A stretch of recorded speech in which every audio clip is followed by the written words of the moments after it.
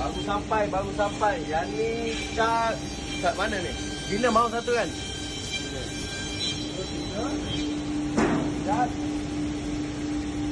Ini kita pasir. Ni buah limau untuk buka puasa ni. Ini buka puasa limau. Buka puasa. Okey. Yang ni letak di belakang. Untuk yang ni saiz Nina aluminium punya. Yang ni kat depan. Apa tak ambil geng.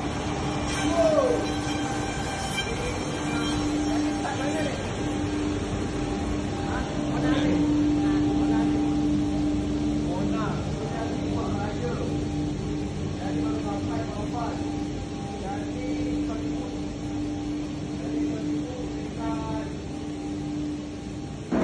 Mana ni? Asap. Ha? Asap.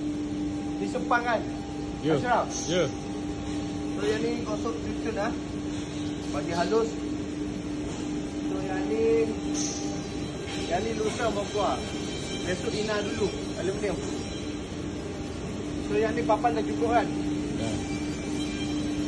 So ni baru sampai ni. Baru sampai ni. Yang ni stok raya je.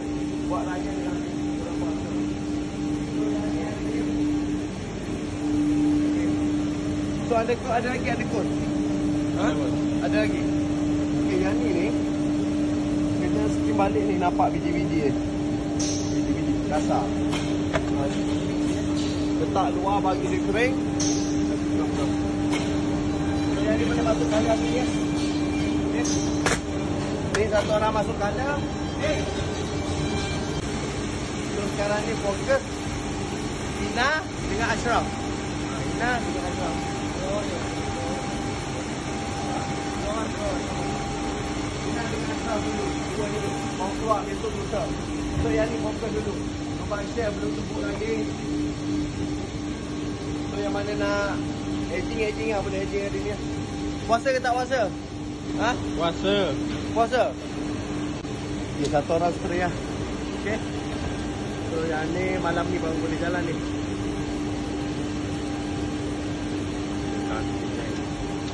Dia design.